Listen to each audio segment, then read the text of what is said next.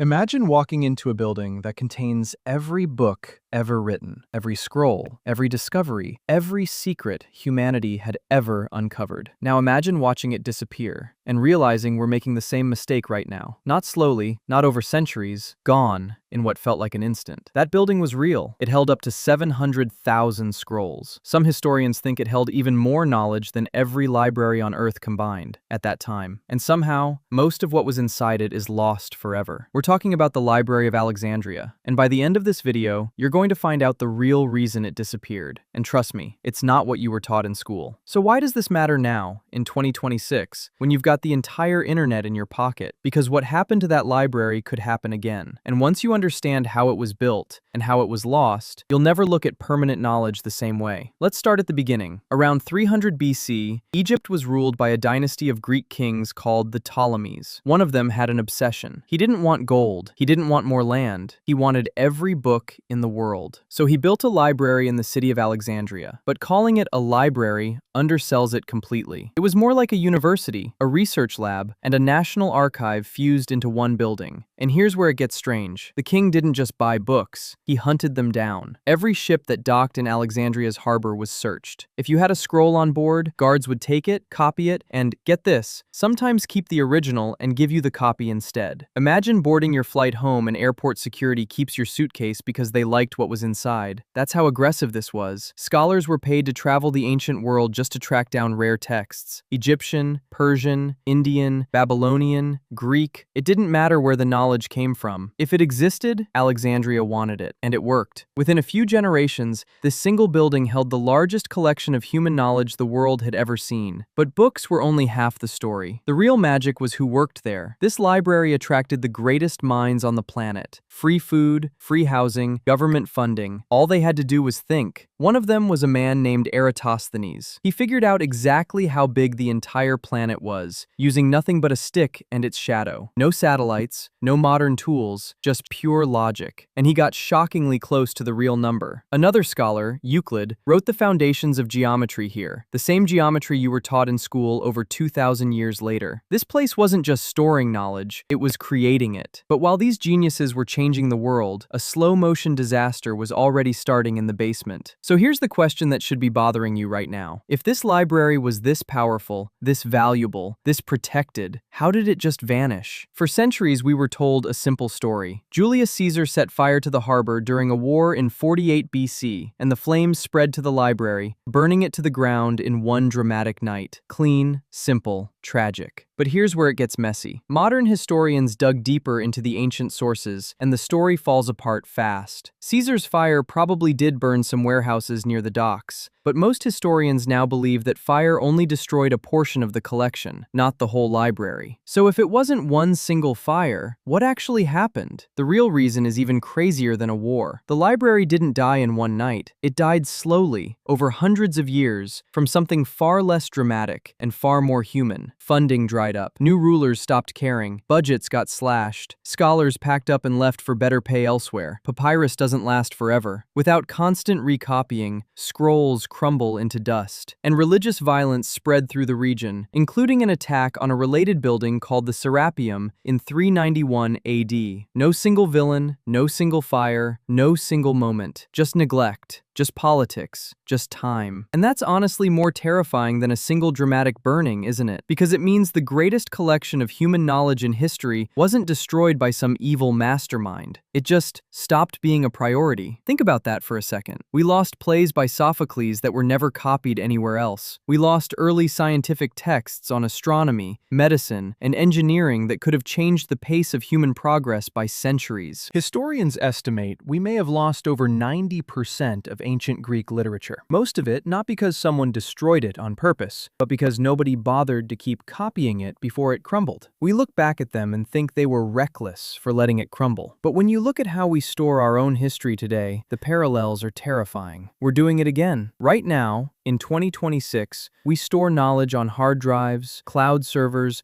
and formats that can become unreadable in 20 years. Old websites vanish daily. Data centers shut down. File formats become obsolete. We think digital means permanent. It doesn't. The Library of Alexandria thought scrolls made on the best material of their time would last forever too. They were wrong. So what's the actual lesson here? Knowledge isn't safe just because it exists. It's only safe if someone keeps choosing to protect it. That's the real story of Alexandria. Not a single fire, not one villain. A slow, quiet lesson about what happens when a society stops valuing what it built. Remember that library I told you about at the start? The one that held everything humanity had ever learned? It wasn't destroyed in a single night by a single war. It disappeared because people simply let it. And somewhere out there, right now, we're making the exact same mistake with a lot more information than they ever had. If this blew your mind, hit subscribe.